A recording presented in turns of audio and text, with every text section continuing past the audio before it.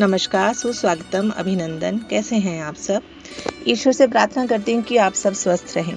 Corona की इस मुश्किल घड़ी में आप सब से काम लें, नियमों का पालन करें ताकि हम और हमारा देश स्वस्थ रहे।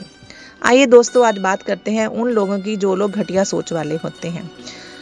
जो भी विषय हम चुनते हैं, ये कोई छोटी मोटी बातें नहीं हैं। अगर ध्यान से सोचोगे, इन्हें सुनोगे, बार बार सुनोगे, तब जाकर पता चलेगा कि इन सभी टॉपिक्स का हमारी जिंदगी पर क्या लाजवाब असर पड़ेगा। सभी टॉपिक्स एक दूसरे से जुड़े हुए हैं। धीरे धीरे जब इन बातों पर अमल करेंगे, जिंदगी में एक बेहतर और सफल व्यक्ति कहलाएंगे।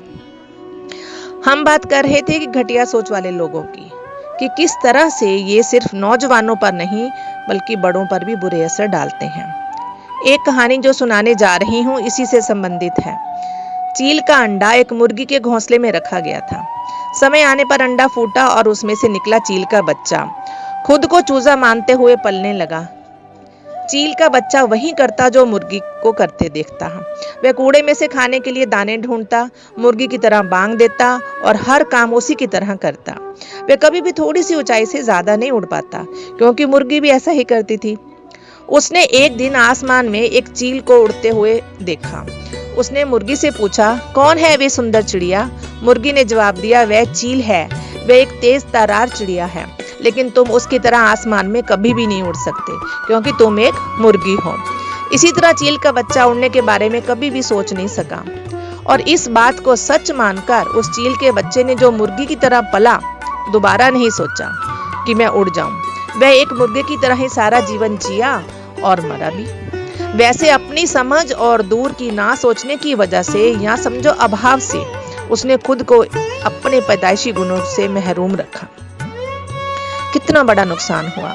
वह जीतने के लिए पैदा हुआ था, पर दिमागी रूप से हार के लिए ही तैयार हुआ। यही बात ज्यादातर लोगों पर लागू होती है, और वे लोग अपने दिलों में कुछ करने की चाह लिए ही मर जाते हैं। अपनी दूरदर्शिता की कमी की वजह से बेहतरी हासिल नहीं कर पाते। अगर आप चील की तरह आसमान में ऊंचा उड़ना चाहते हैं, तो आपको चील के तौर तरीकों को सीखना पड़ेगा। अगर आप कामयाब लोगों की संगत में रहेंगे, तो आप उनके जैसे ही बनेंगे। अगर आप सोच विचार कर करने वालों की संगत में रहेंगे, तो आप भी उनमें से एक बनोगे। अगर दानियों में रहोगे, तो आप भी उन दान देने की भावना आप लोगों में जरूर आएगी। आपको पता चलेगा कि दान देने से कुछ घटता नहीं है, बल्कि बढ़ता ही है। हमारे बुजुर्गों ने भी ये कहा है कि दान करो, लेकिन बखान नहीं करो, व्यर्थ जाएगा। ऐसा कुछ करो कि एक हाथ से देते हो तो दूसरे हाथ को भी पता न चले। लेकिन अगर शिकायत करने वालों की संगत में रहोगे, तो आप भी वैसे बन जाओगे। जब भी कोई जिंदगी में कामयाबी हासिल करता है, तो घटिया लोग उन पर वार करते ही हैं, उन्हें नीचे खींचने की कोशिश करते हैं। जब आप इन घटिया लोगों से नहीं उलझते, तो अवश्य जीत आपकी होती है। मार्शल आर्ट में सिखाया जाता है कि जब कोई आप पर वार करे, तो आप उसके वार को रोकने की बजाय वहां से हट जाएं, क्योंकि वार को रोकने के लिए तो ताकत की जरूरत पड़ती है। क्यों ना इस ताकत को अच्छे तरीके से इस्तेमाल किया जाए।